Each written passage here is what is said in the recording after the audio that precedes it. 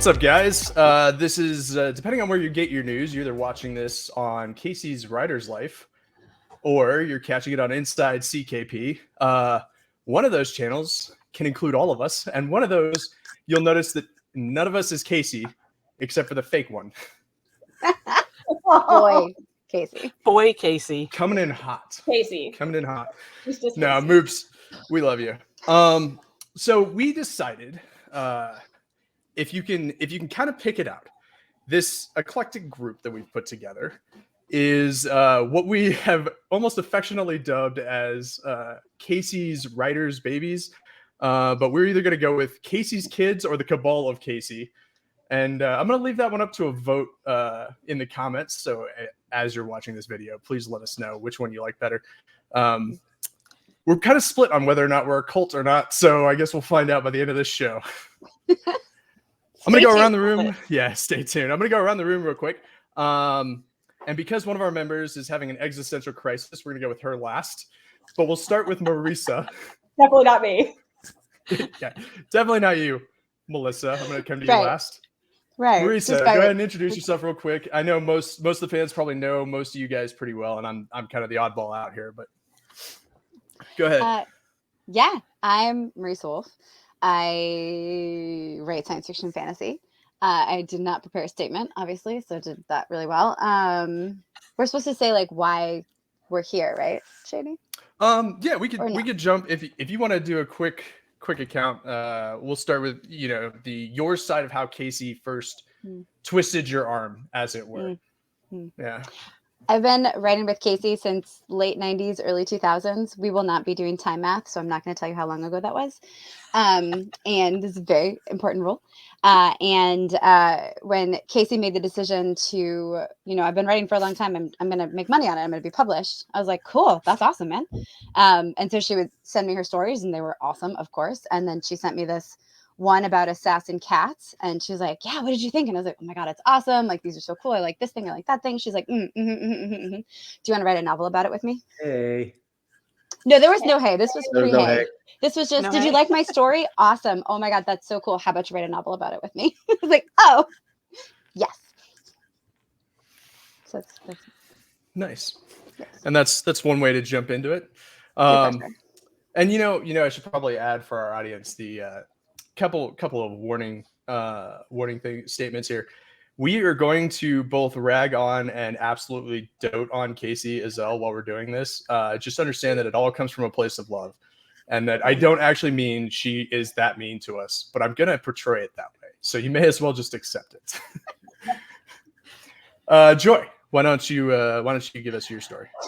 I'm Joy Wandrey. I'm married to a longtime author who's been writing since he was like 8. I'm one of those weird people that never really wanted to be a writer. And Mark started twisting my arm, and we're kind of halfway working on this little project that I'm dragging my feet on. And at FactoryCon last fall, I was telling Kacey about how I was reading these little witchy mystery, cozy romance things, and they seemed to be super popular, and that they were just potato chippy, and it seemed like they were getting a lot of reads. And she's like, well, I've always wanted to, and here comes the twist, I've always wanted to write romance. Why don't we write a witchy romance together? I'm like, what? Wait, you've got so damn many projects, you can't do this, can you? And she's like, yeah, I can, and I want to self-publish it too. And I'm like, okay. And I'm just like infant writer here. And when I set up my blog and chose my pen name, Baby Writer is the tag you'll see me under. Of course, I'm not anywhere yet as Baby Writer, but that's what you'll see me at eventually. So that's how I got into it. And I'm just, I'm like 5,000 words into this book, and I'm loving it. But right now I'm overwhelmed with making F-bombs and etc. In time for Fantasy this weekend, or this coming weekend. And I haven't been able to touch it in like a month. So I'm sure Kacey's like, what the hell? Can you, Joy, put one of those aside for me? Can I call dibs? Yes, ma'am. Thank you so much. I love you. Okay, great. You're Let's welcome. carry The on-air dibs. Then we can top it. It's recorded in history now. Right? Nicely done. Moops, let's jump down to you. All right. I am Kacey Moores. I am also a science fiction fantasy writer, also entirely because of Girl Kacey. She is Girl Kacey because I'm Boy Kacey. I think I might go back the farthest with her. I'm not sure how far back Marisa goes, but I knew her at the Air Force Academy. I met her my freshman year, actually my second freshman year, sort of. We were in basic training together the very first time. I think you win. Class of 99. Yeah, So, there's no question. 1995 basic training at the Air Force Academy. We were actually in basic training together, but then I screwed up my back. I went home for a year. I wound up a class behind her. The next year when I met back, she was dating a guy from my hometown, the only other guy at the academy from my hometown, to be honest, Evergreen, Colorado. So I met her because she was dating Mark Garceau. And a few years later, I saw her in pilot training. She was a few classes ahead of me. And then we had a mutual friend that's the person that got us into, well, she actually, I think Girl Kacey got us all into Dragon Con, and then Dragon Con became a thing. So through Dragon Con, that is where the story of meeting John Ringo happened. And I think that sort of launched her career. And because I'd been a part of that, and just because this is what Girl Kacey does, through most of the rest of my Air Force career, I really didn't have, we wrote together way back then. Yeah, we wrote Vampire the Masquerade fanfic, kind of, mostly to boost our characters and to get free experience points from our vampire LARP. Yes, Girl Kacey did a vampire LARP back in the day. Anyway, we started writing together. We wrote a few things, and then that sort of disappeared for most of my career. When I moved back from England for my last operational assignment, I was becoming aware that she was getting published and she was becoming a big deal in the writing world. And that's when she sent me hey, so what do you want to do when you retire? Do you want to write? And at the time, when she first asked, I was still knee deep in the operational squadron. And I was like, yeah, I don't know when I would do that. But then things kind of calmed down the last couple of years of my career. And then I read Mark Wandrey's Cartwright's Cavaliers. And then I went to the panel at Dragon Con. I wrote an entire story in my head. And that story actually wound up in As My Witnesses, as the basis for my whole piece in that.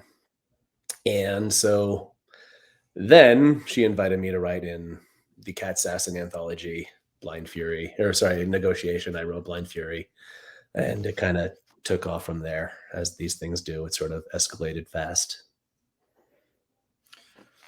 Yeah, they tend to just kind of roll downhill once she gets involved, and you just can't stop it. And you're like, well, I guess I'm on this ride for a while, huh? Yeah. To continue the bit, I'm just going to introduce myself now first.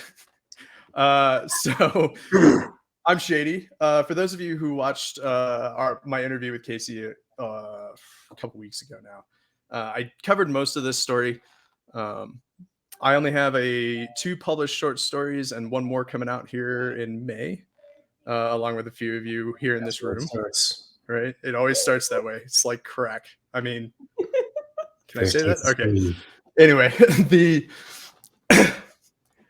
so I was in Japan with Kacey as our last assignment together, her last assignment in the Air Force. She just retired this last summer. And then while I was there, she managed to convince me that I needed to write in the Four Horsemen universe after reading both Mark's and Chris's first 2 books in the series, and then jumping in through Marisa, yours and her co-written books, so that way I had a good background to work with. I wrote one of the side characters, Roronak, who's swiftly becoming one of our favorite intrigue characters. But and so that's how essentially she twisted my arm, and she did it while I was on my way out the door to a deployment. So that way there was no way there was any backlash when I get there and start panicking. But all right, Melissa, have I given you enough time to solve to allow you to solve your existential crisis of who are you? Okay, so just so y'all know, Shady comes up with this list of questions, but the very first one is, who are you? And I'm like, I don't know. I'm supposed to know who I am, and I'm having a meltdown, and it's fine. It's fine. So I'm Marisa Wolf. I write mil sci-fi and urban fantasy, and I sneak in romance in every story I write now, except for that LBU story that Kacey helped me with. And by Kacey, when I say Kacey, I mean original Kacey. The original Kacey, because I met Boy Kacey first. I will occasionally, when I'm talking to my husband, call him Academy Kacey, because they actually knew each other in the Air Force Academy. So Where to Kacey me, also went. Sorry. so to me, when I say, Kacey, I mean him, but when I say Kacey Ezell, I say girl Kacey, because she's the second Kacey I met. And I'm also proof that the Kacey effect kind of has a trickle down effect going on, because girl Kacey did not drag me into this writing world. He did. He like messaged me like, "Hey, could you read this short story for me?" I'm like, "Yeah, sure." Hey, you brought it on yourself. You sent me something you'd written, and then I was like, well, hello. Well, you were like, "Hey, have you heard of this NaNoWriMo thing?" I'm like, "Oh, what now?" So I wrote like 14,000 words in November, and I sent it to him. He's like, "Yeah, you should write something." And I did, and it was published, and it was amazing. So here I am. Grandbaby. And it's established canon now. And from the interview I've already mentioned, that Melissa is now Kacey's grand writing baby. So Grandma girl Bunny. Kacey. Yeah. So while the rest of us refer to her as our writing mom, Melissa Is that how we refer to her? I don't think I've know. ever going to. I'm just throwing it out there. I'm gonna just a badass. Yeah, that's a big one. I mean, you're not wrong.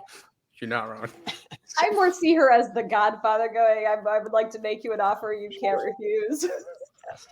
She uses her powers for good. She does. She does. Most of the time. As far as we're concerned. Yeah. She does. Yeah. As far as the rest of you are concerned, apparently. Good luck. I do want to come back though, and I said I was going to. Tell me, Moops, tell me about how you and Kacey got into vampire LARPing. So that was, I think that was also through our original mutual friend. I don't know actually how they figured that out. It was probably girl Kacey, to be honest. But she and the person that she went through pilot training with, Tammy, you might hear us reference her every now and then. They got to Albuquerque about the same time, and I really don't know who of them actually. I think they wound up wandering into this place called the Clockwork Jabberwock on Central in Albuquerque. They used to be like the big game store on Central. It's gone now, and actually the place that replaced it is gone. But anyway, so I think they wandered in. Yeah, because they smelled something good. They went to Il Vicino, the wood-fired pizza grill that I still love so much.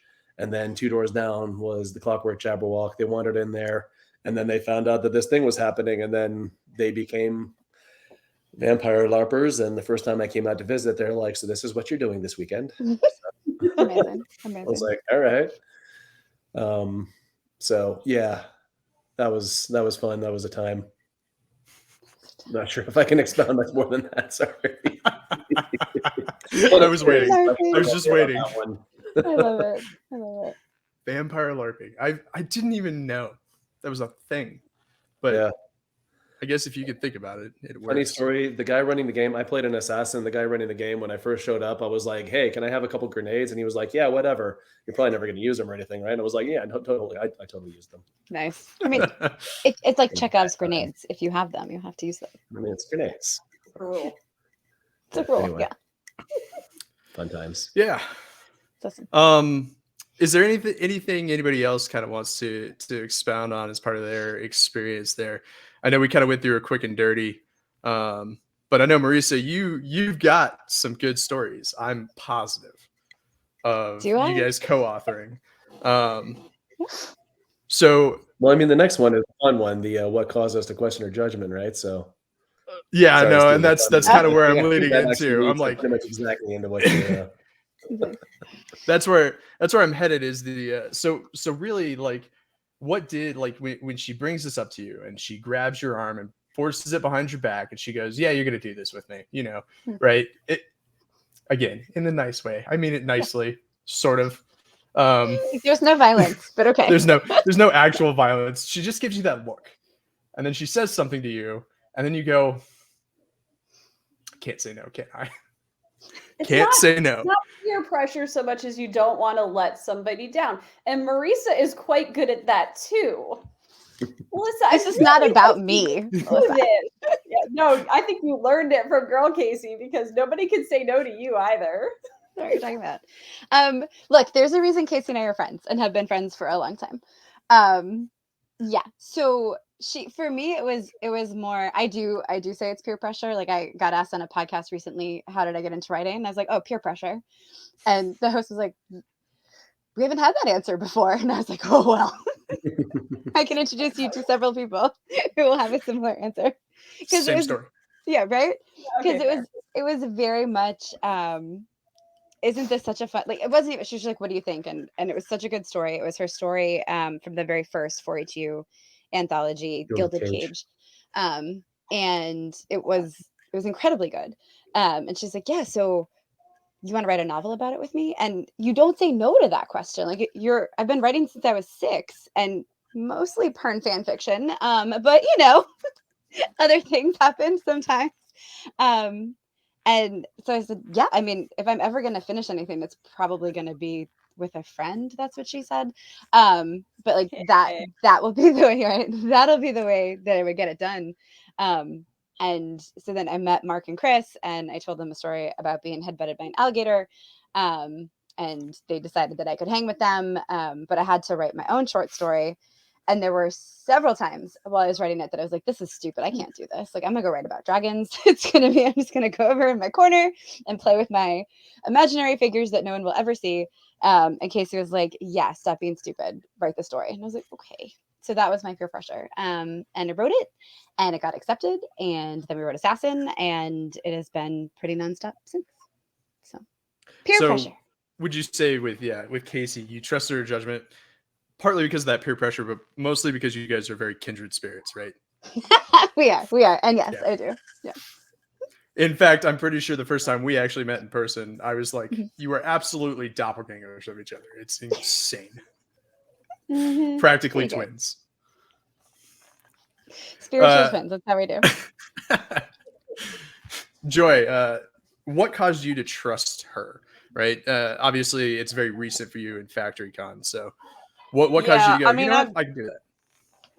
I've known her for a while. And I figured out I've got a couple of short stories in various places. And then working with Mark on the, what the hell is it called? Urban fantasy. Sorry, ADHD brain is strong in me. The squirrels are crazy today. Urban fantasy that we're working on. I was like, okay, I can do this. And it's kind of cool. It's kind of fun making these made up worlds. I was having trouble making like the little kid in me like take this seriously. Like I feel like you have to take your world seriously in order to do right by it, right? So I don't. The rest of my family, for the most part, are far from book people or sci-fi geeks or any of that. There's one little micro set that is an exception to that. But so, you know, for me, like my mom reads murder mysteries and romances. And it was just, even though I grew up reading, I started with Pern. I grew up reading sci-fi and fantasy from like, I was 9 when I picked up the first Pern book. And tore through it. So like that's where, and dragons and magic, and I'm there, but I have trouble making myself take it seriously enough to like do something real with it. So I've been working on that in my head. And but yeah, I mean, I've known Kacey since she started working for CKP, and you know, I mean, she's just stellar and badass, and how can you not trust that? And she pushes everybody around her to be as stellar and badass as they can be too, which apparently I need. We all need that push sometimes. Yes. Except for maybe Moops. Moops might not need it near as much. Definitely. I need oh, pushing. well, and then I remember you're a 130 pilot, aren't you? So you need all the help you can get. Oh! Oh, we passed our 10-minute marks, so you're military too, it's right? normal to be jealous of people that fly the most successful military aircraft in aviation history, according to this. So, gotcha. I can you can take it. Yeah. All right, Moops. Obviously, clearly, your story is going to be a little different because you did go to the academy with her. But I have a feeling that there's probably some extra there, you know.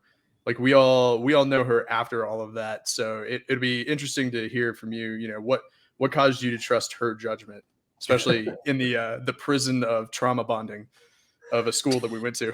I'm going to be honest, and I think I've told her this. The very first time I met her, I was like, gosh, she was wearing a whole lot of makeup for a cadet. Like, she was very over makeup that day. I think we were going to a football game, and she was and her older upperclassman boyfriend was taking her, and they're the ones that gave me a ride down to the football field. That's why I met her. So yeah, she was definitely over makeup for a sophomore, but I think she was trying to impress the upperclassmen that she was dating. So, As one does. As one must. Or she just really loved makeup, which, how often do you get to wear it as an Air Force cadet? Honestly, I don't know. I didn't wear any makeup. You didn't do it during the academy, but yeah. I don't really know. I had to touch it up twice a day. That's what I'm saying, right? Like, geez. Outside of that, what caused me to question her judgment the most was actually later on when we started the Corsets and Kilts party at Dragon Con. It was wonderfully successful for several years, and then she stopped being, what do we call the chief, the headmistress? She stopped being the Corsets and Kilts headmistress. Yeah. Mm-hmm. Yeah, and she totally abandoned me. I mean, it's still, it's okay. I heard that Speaker wants to bring it back this year, so you could be the headmistress, or Speaker. I was always the guy. I think I was the godfather. I was the godfather, and she was the headmistress. I mean, you could get Speaker to be your headmistress, maybe. Yeah. It's a good legs. I think Melissa would make a good headmistress, and if you're going to be there, you've been headmistress before, right? Haven't you been a Corsets and Kilts headmistress at least once? I was kind of like a stand-in headmistress for the last one I went to back in. Okay. I'm not going to talk about how long ago that was, though. Right. Marisa, were you ever headmistress? Were you ever? No, I think I just helped. I didn't. Okay. I didn't lead. I prefer supporting role. I know we had Danielle do it 1 year, but yeah. Anyway, so I do have new corsets. Maybe we'll try and bring that back, but let's do it. Melissa said she'd totally go if she could be in charge of Corsets and Kilts. So okay, we'll see what we can do. Definitely going. That's how the arm twisting happens. Marisa just wants me to room with her again. I do. Yes. Oh God. Such a good roommate. Me too. We have all the fun. We have sleepovers. It's good time. The Twist My Arm bus has arrived at the station. One victim, Melissa. Only took 22 minutes. You're welcome. Male Rissa, like Maelstrom. That's right. That's Casey was at our last sleepover for a while there too, so he can confirm. All the shenanigans. It's true. Shenanigans group. All right, Melissa. I know your story is a little different, so you can talk about, if you want, you can actually rag on Moops here for a little bit, and figure out how he managed to convince you to get into this writing thing. But if you do have like hey Kacey, she Kacey got me, yeah. He Kacey and she Kacey, since you guys keep using boy and girl Kacey. Since it's complicated, man. Oh, I'm not making it complicated. It's simple in my brain, and that's what counts. Something simple there. Yeah, all the simple. Yep, for the She-Hulk win. No, if you do have a kind of a moment where you're like, oh yeah, I can definitely trust these guys on their judgment of me, and that's what made you jump into it. So I do not go as far back as, the Caseys go back, but I met my Kacey, that guy. I met him back in 05, 06, somewhere around there. Like when I was a baby lieutenant at Moody. And then I met Girl Kacey at Dragon Con that first year. I think that was 06. Sounds about right. So we were friends for a long time. I mean, I was in his wedding. Like, we've known each other forever. And then as was Girl Kacey, yeah.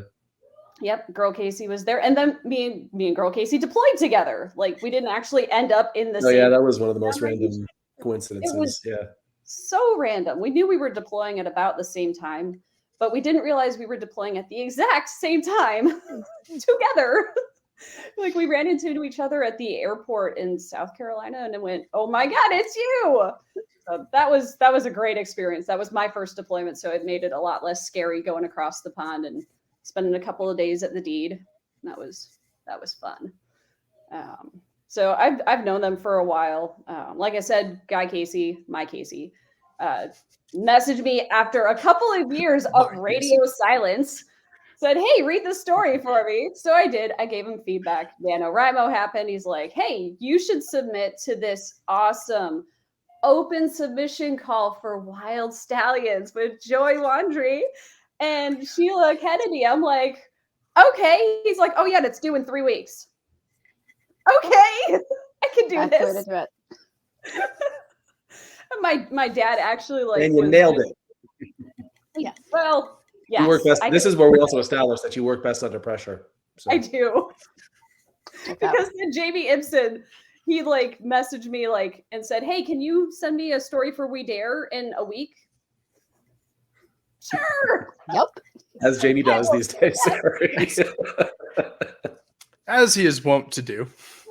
Right. I believe you have a similar story, Shady, with Jamie Ibsen, but we're going to talk about Girl Kacey right now. Honestly, I trust them because I'm friends with them and I know them and they're awesome people. Just pretty much everybody in CKP is just an awesome person. Chris has done a great job of building a family type organization and we're all cool. Yeah. And I may have touched on this a little bit. So I'll share my own story instead of dodging the question myself, but well done. Which I could have absolutely done. Just moved right on and nobody noticed. No, so I had the distinct pleasure of getting to fly with Kacey on the mighty UH-1N Huey, one of the best and most fabulous aircraft in the inventory by far. You can break that thing in half and keep flying.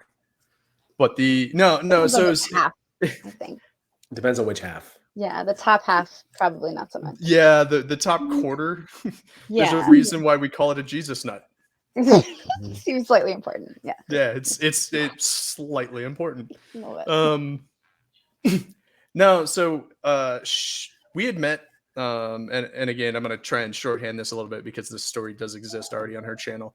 But I guess for the inside CKP fans, we had met I met her at Kirtland when I went through training there while she had just gotten back from maternity leave and was respinning up. She doesn't remember a single minute of this, but she gave me nothing but shit for how I flew that night.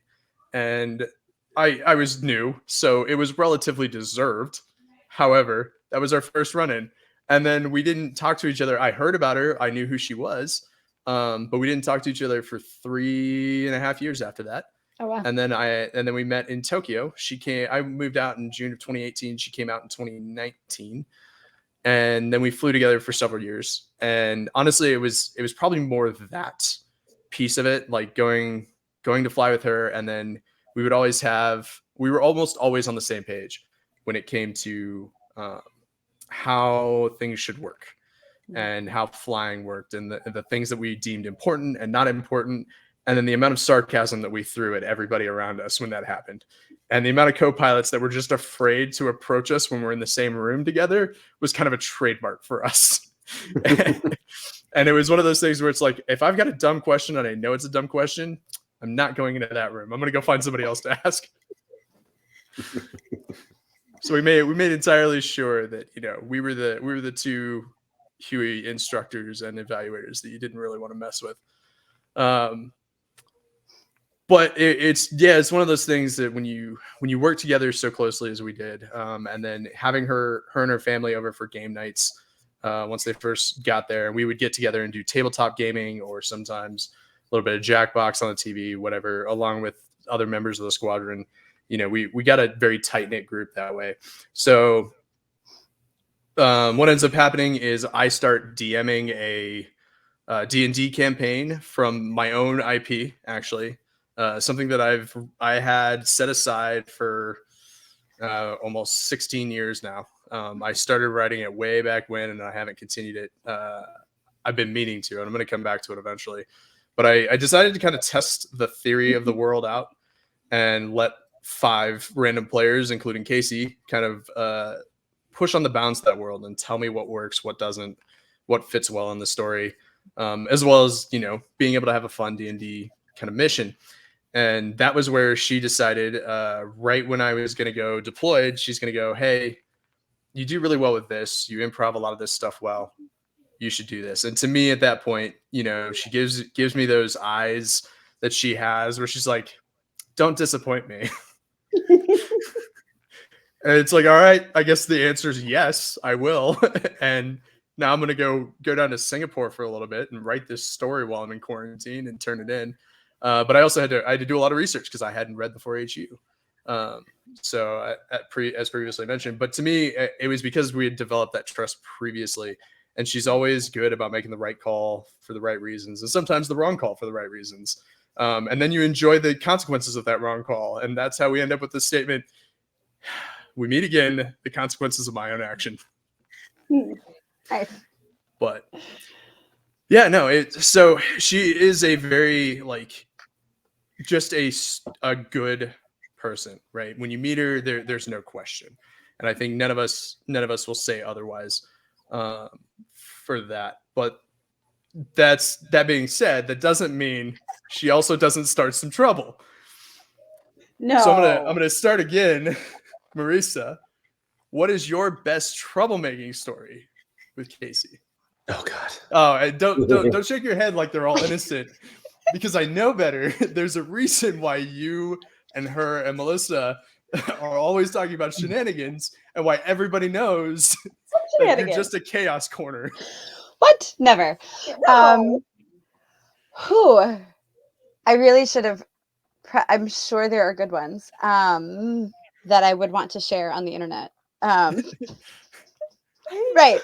So I went through my teen years and my 20s without digital cameras. Therefore, most of my things are not on the internet where they don't belong.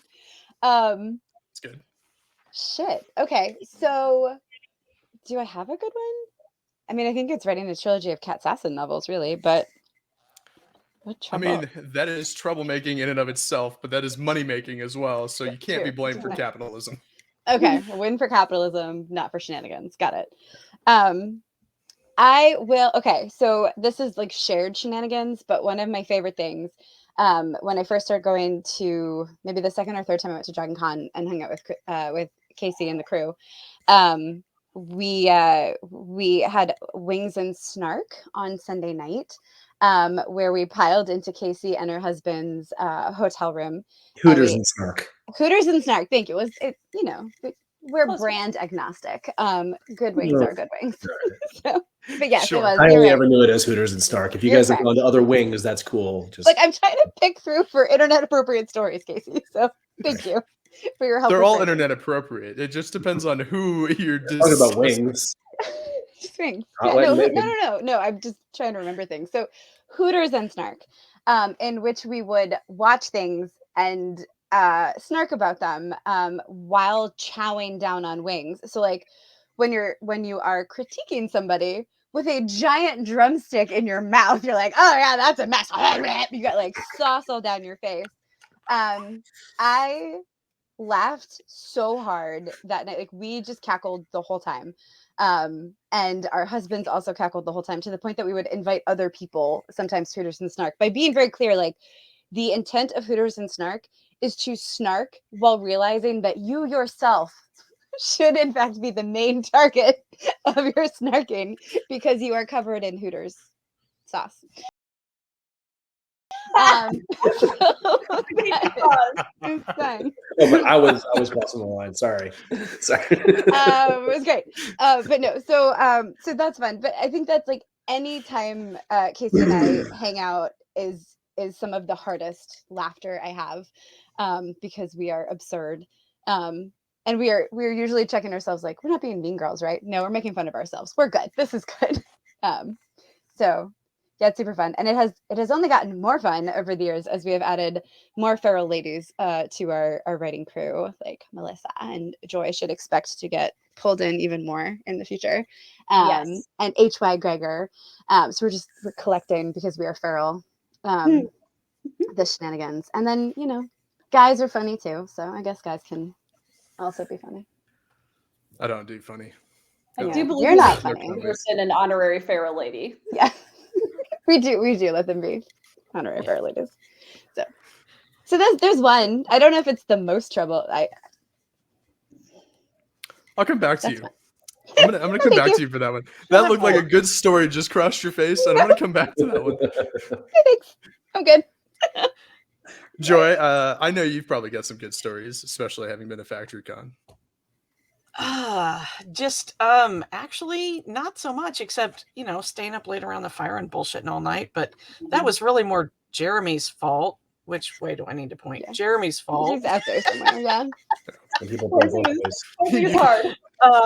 But pointing to the other. like, I'm usually too busy like running my booth, trying to sell my stuff and make some money to get into much in the way of shenanigans. So I'm looking forward to getting a booth babe and like getting out of the booth some and making some shenanigans. Sounds like we need to bring the shenanigans to Joy at It Fantasy. does. Yes, But that would be we don't great. want to disrupt her sales, though. Oh, true. We'll have But to find it. shenanigans sell. Oh, okay. Well, then back in. Yes. Yes. You're back in. Shenanigans do sell. If you create a commotion there, you will draw the attention of the crowd, and then suddenly you're selling. Might piss off the rest of the vendors, but you do what you do. That's the risk you run. That's right. Shenanigans are fun. I don't have loud music, so I can have some shenanigans. There you go. Yeah. We've got ribbons. We do have ribbons. They're amazing. Yes. Yeah, I've seen some of these rumors of the ribbons that are coming out, so I'm excited to see how they make their appearance.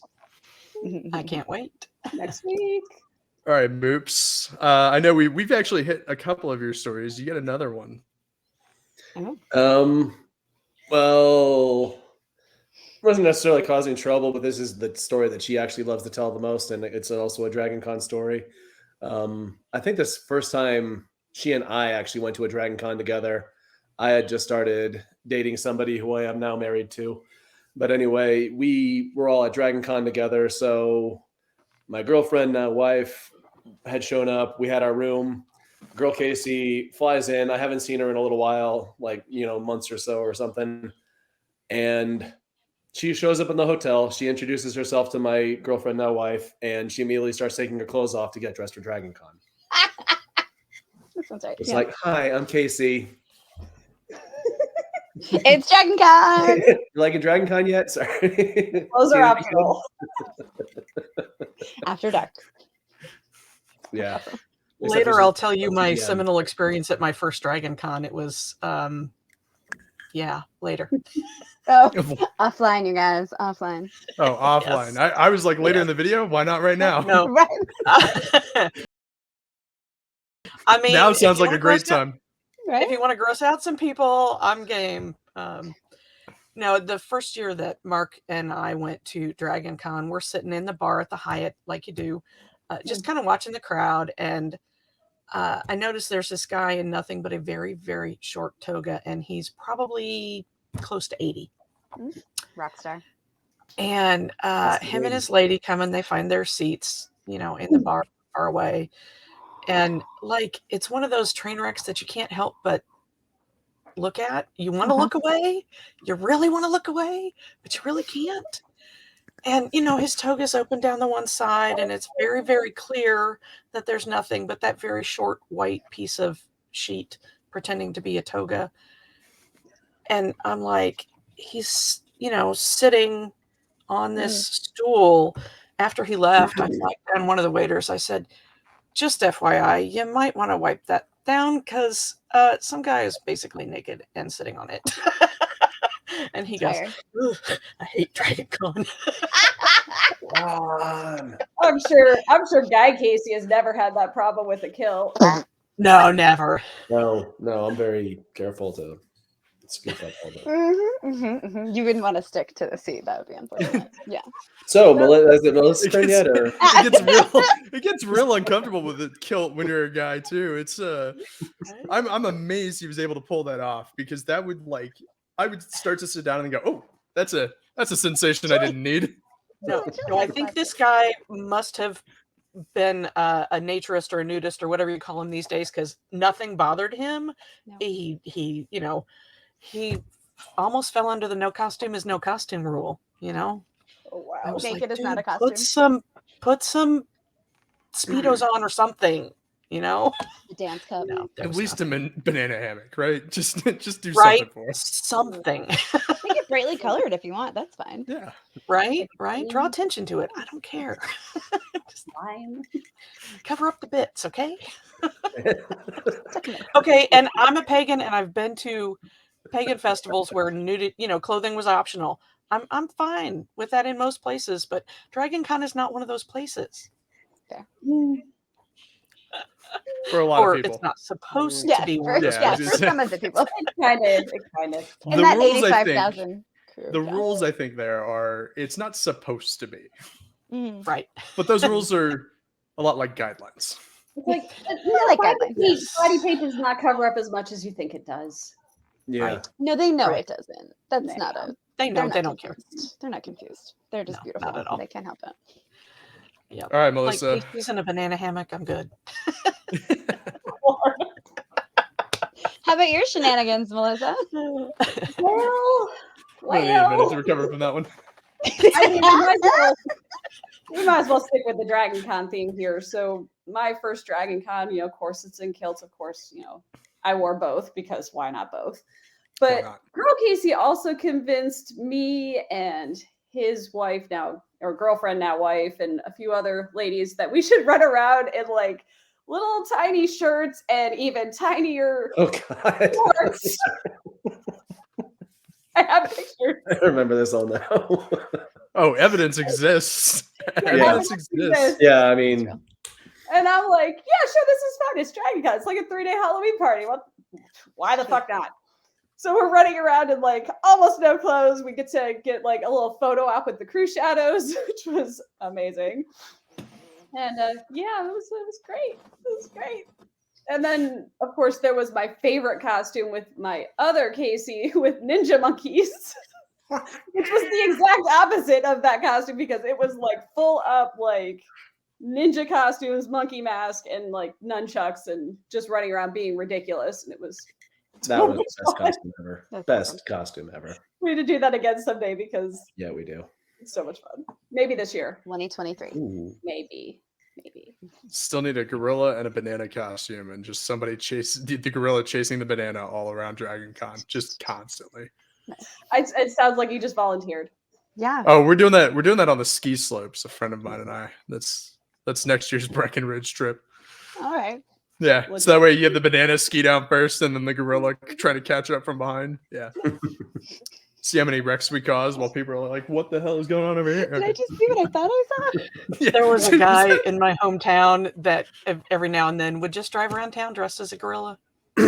Why not? Just for the hell of it. He was friends with my mom, and every now and then he'd show up in the beauty shop full gorilla costume, and we're all like, He's grooming. what? I like it. I like it. I like the chasing a banana though. That's awesome. Right? Really gives it like that extra just story element where you're like, I can't be mad at this anymore. It's not as random. But Pretty great. see, troublemaking shenanigans. Most of ours are Air Force related.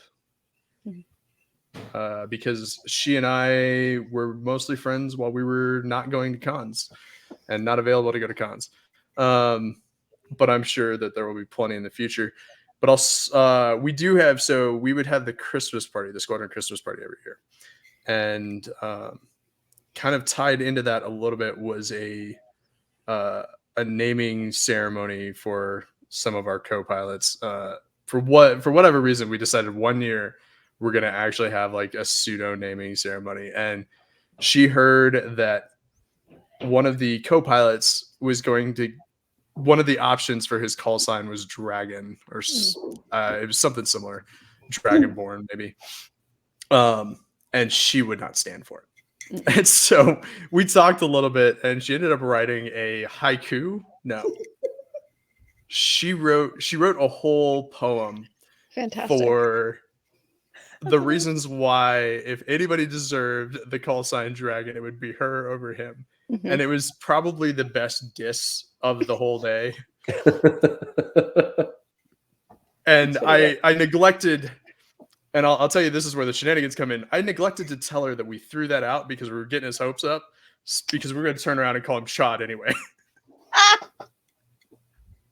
We already knew it wasn't going to be What that. happening? Yeah. But I was like, But, let me let her just go.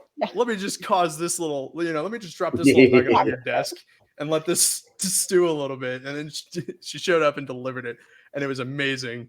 It was hilarious to listen to. And then, of course, we that year we also spent time making sure that our commander was the one wearing the Mrs. Claus outfit at the squadron Christmas party. Checks out. I'm guessing your commander was a dude. Yeah. Great. Absolutely. Great. Did you guys do all four in your squadron? You had Santa, you had Mrs. Claus, you had the elf, and the Sugar Plum Fairy? We used to do Baby New Year as the fourth. No. And then a picture floated around of one of our members dressed up as Baby New Year sitting in the commander's lap. And that commander got a framed version of that picture, and it pissed him off to no ends that there was plenty of them floating around the squadron and you could never find them all. But it was great fun for the rest of us. They were always fun. Yeah. And then we changed that to the snowman. That was what we ended up changing it to. Nice.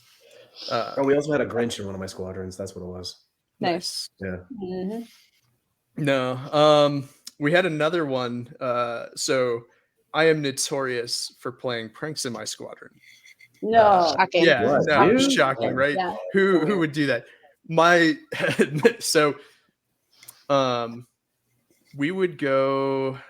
We had a C-12 and UH-1 mixed squadron in Tokyo, and so about half our squadron at any point in time could be gone elsewhere in the Pacific. And it turns out our commander happened to go on a trip to Guam, and so me and the flight engineer, decided we were going to rig his office. And when he came back, we found out that he had stopped and done done this 5-hour hike where he ended up getting lost on a beach, having to run back to the plane so they could take off on time. Like, he is coming back and he is just like, I just need water. Like, I need something to drink. I'm so tired. I'm so done with this day. He goes to open his fridge and just gets a face full of glitter. Oh, shit. That's awesome. 4 weeks later, I go TDY. And he and his kids come in and they rig my office. However, he doesn't know I have a spy. No. In Kacey. Mm. And she gives me a quick text. She goes, "Hey, just so you know, I just happened to go into the squadron today. There's a very large chance that you're about to walk into a bunch of traps." And also I texted her back. I was like, "Thanks, expected nothing less." And so I go in on a Sunday, take all the traps out. Like, I walk in very carefully. I'm careful not to open the door too far, things like that. Just check everywhere that I would have put traps, knowing that that's where they were going to end up. And I just slowly move them. And I expected that he had help. I just didn't know who. And I didn't find out it was his kids till later. So I hit about half the squadron with all the stuff they left in my desk. It was just absolute fire. And it was funny. I didn't rat Kacey out at all. So she didn't catch any hell for any of this. Till now. Yeah. Yeah, until now. Now she's safe. Until they decide now now she's retired. She didn't care. Yeah, it's fine. And so it was funny because I caught one person in the crossfire who I fully expected to turn on me, and he hadn't. And he was not happy about it. It's like, God damn it. Oops. Yeah. Supervillain origin story right there. Oh yeah. It really was. But that was the second time he opened his fridge. The commander opened his fridge and then got a face full of glitter. And that one he can blame on Kacey. Nice. But classic Shady Kacey mess around. I like it. Oh yeah.